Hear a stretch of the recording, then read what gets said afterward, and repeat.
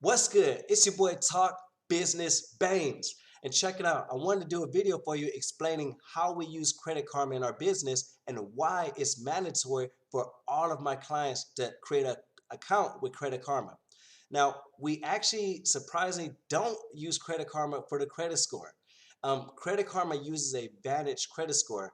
And for those who don't know, there's multiple credit scores. And Vantage credit score is different from the one that the lenders use. The lenders use FICO. That is the credit score that they're going to be looking at to determine whether or not they're going to approve you for any type of loans or funding. So you want to make sure that your FICO credit score is the one you keep up with. Now, with that being said, I know you're thinking, well, what is the point of using Credit Karma then? Well, Credit Karma is really good at showing you at where you stand in each of the different categories that affect your credit score, which is very valuable information. Your credit score is pretty much a summary. Your credit profile is a story. And when lenders are trying to determine whether or not they're going to give you money, they don't look at your score, they look at your profile to decide whether or not they're going to approve you. So whenever you're looking at your credit profile, I want to show you what a good property structure credit profile should look like and what to look for whenever you're looking at your credit profile on Credit Karma. So we're going to go ahead and dive right into it. So right now we're at an 800 plus. We're on 800 plus. This is your Equifax and TransUnion credit score. Um, Credit Karma does not have your Experian credit score. You're going to download the Experian app for that. But nevertheless, we have your TransUnion and Equifax credit score. Now, right here, we're at 800 plus, which would be considered excellent, okay? But let's dive a little deeper to be able to see what the profile looks like to be able to get a better understanding of how we were able to come up with this 800 credit score. So I'll go ahead and jump into I'll do the TransUnion, all right?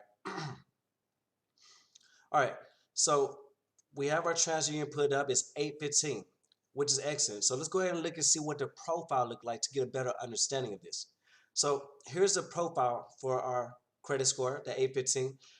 Now, with this profile, we have 6 different categories. And these 6 different categories are going to determine what your credit score is. So it's very important for you to understand where you stand in each of these categories so you can know where you need to direct your attention whenever you're working on your credit. Now, right here we have the payment history.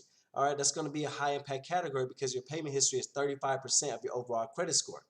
We have your credit utilization. That's going to be 30% of your credit profile, another high impact category. We have derogatory marks. We have credit age. That's going to be medium impact. That is 15% of your overall credit score. And then we also have your total accounts. That's going to be 10% of your overall credit score. So that's going to be low impact. And then we finally have hard increase, which is 10% of your overall credit score, which is another low impact. So let's go ahead and dive a little deeper into each of these categories to get a better understanding what would be considered excellent in each of these categories so you can know what should be your target for each bracket. Okay, so with the payment history, we have 100%, and that's going to be green, considered excellent. So let's look a little bit deeper and see exactly what do they consider excellent.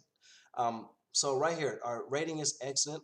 It's a high impact category. So right here, you should see a little I for information. We're going to click on that I to get a little bit more understanding what we're dealing with.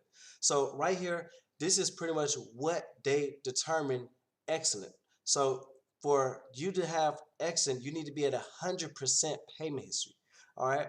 For you to be a good, you'll be at 99%. And anything below 99% will put you at fair and needs work and below. So you want to be at 99 to 100% with your payment history.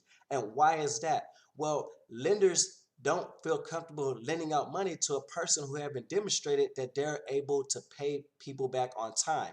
So this is going to determine whether or not they're going to loan you money, because if you have a history of not paying people back on time, the lenders are going to consider you a risky lender, and that is what's going to make them deny you. So that's where we are at with the payment history. So we're looking good. So let's go to the next bracket.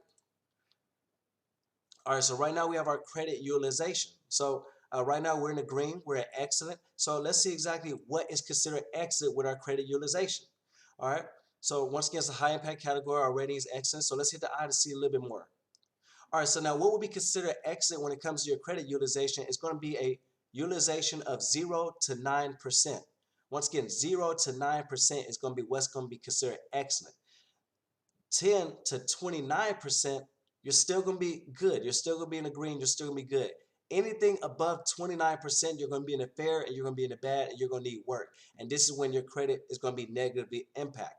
So pretty much whenever a lender is determining whether or not they're going to give you money, if they see that you have a high utilization, they're going to assume that you're dealing with some sort of emergency causing you to use all of your lines of credit, which is going to make them feel uncomfortable lending you money because it looks risky to them when a person has high utilization. If you're dealing with an emergency, why would I want to give you more money?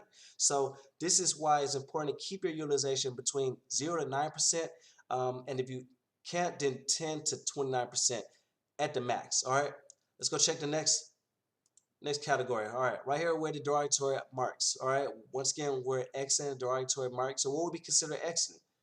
Let's go ahead and look a little bit more. All right, so it's a high impact category, it's excellent. Let's go ahead and click the information and see. All right, so excellent is 0. All right, they want to see 0 derogatory marks, no collections whenever you're trying to get any type of loans or approved for anything from lenders. All right, just one collection, one derogatory will put you a fair, and 2 plus will put you in the needs work, and you're gonna be bad. So once again, whenever a lender is deciding whether or not they're gonna give you money, if you have multiple collections or even one collection, they're going to consider you risky because think about it. If somebody asks you to borrow money, but they have 3, 4, or 5 people that they still haven't paid back, why would you want to give them money? You wouldn't want to give them money because they haven't demonstrated that they're capable of paying people back. This is what lenders see. So sometimes you gotta just simplify this to just regular people and how you would feel. So when it comes to derogatory items, you want to have 0. All right. Let's go to the next category. See what we're dealing with. All right, here we go. So right here we have our age. Now once again, our age, we're actually in the fair. Okay, so this is our first category where we're not excellent. Okay, now this is a medium impact category. Now let's check it out and see what would be considered excellent. All right, now we're at 5 years, which would be considered fair in a medium impact category. So let's get a little information and see where we need to be at. Now, in order to be considered excellent, you need 9 plus years. Okay, 9 plus years, you will be considered excellent. Now, 7 to 8 years, you'll be still in the good category, which is okay. Anything below 7 years, you're gonna be fair, and anything less than that, you're gonna need work and it's gonna be bad. So pretty much what lenders want to see is you demonstrate that you're not just paying everything on time. You have your utilization low. You don't have any collections, but they want to see you demonstrate this for 9 plus years. It's going to give them confidence to know this person has a pattern. This person is consistently paying people back on time and maintaining good financial habits. So these are things that make lenders feel more confident about lending you money. So they want to see your age at 9 plus years.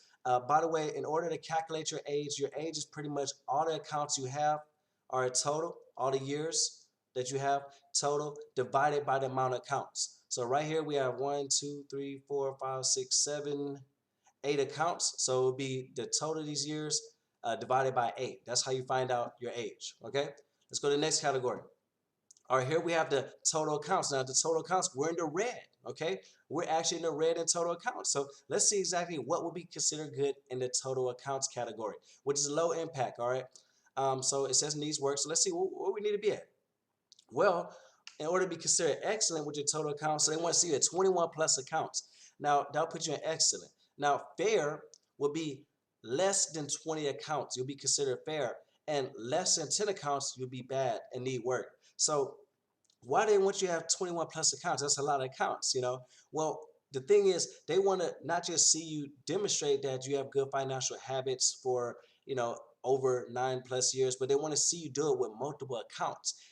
It's not that impressive to the lenders when they see you maintain one account in good standings compared to you maintaining 21 accounts in good standings. To them, that looks more appealing. So this is not you having 21 cars or 21 houses or anything. What's gonna and just let me go back. What would be considered account will be a mortgage, a auto loan, credit cards, things of that nature. So they don't want to see you have a bunch of houses or a bunch of cars, anything like that. What you can have is one mortgage, one car, 2 cars maybe, and then a bunch of credit cards.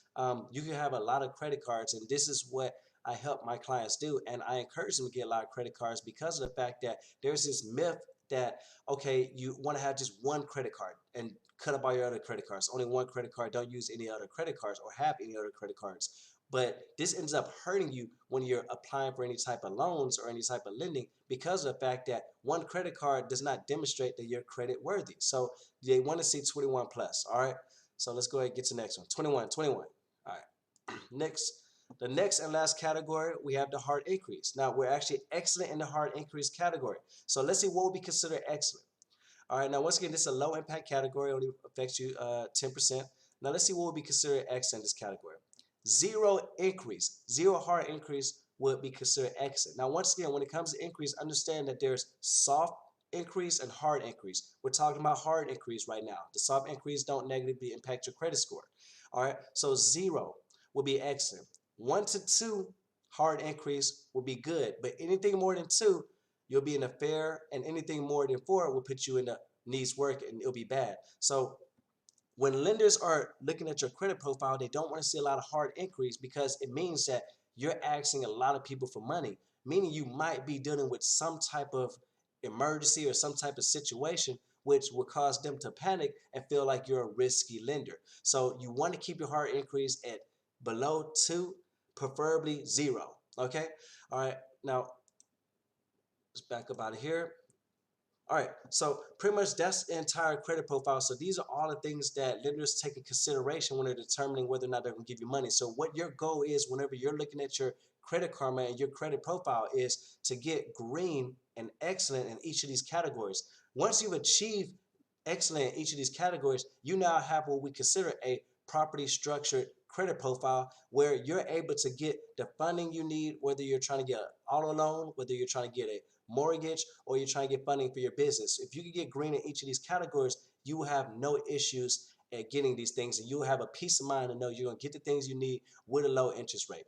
Okay, so understand that all categories are not created equal. You have your high impact categories and you have your low impact categories. So this is why you can have an 800 credit score and still have categories that are not excellent. Okay, so this is why your profile means more than your credit score, because this is how you can see a person with a lower credit score than you get approved for things and you're not able to get approved for it because the way that their credit profile is structured is in a way that it's stronger than your credit profile, even though your credit score is higher than theirs. So this is why I tell people, do not focus so much energy and attention on the credit score, but more on the credit profile.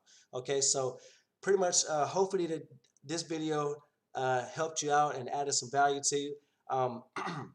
If there's anything I forgot, leave your questions in the comment section down below. Share this video with somebody you feel like it can add value. It's so important to understand how your credit profile is properly structured and knowing where to focus your attention on your credit whenever you're trying to work on it. Okay, so once again, if y'all have any questions or if you want to personally book me, you're more than welcome to do that. I'll have a link in the description down below where you could book a one-on-one consultation with me, and also share this with anybody you feel like it can add value to. It's your boy Talk Business Bangs. I'm out.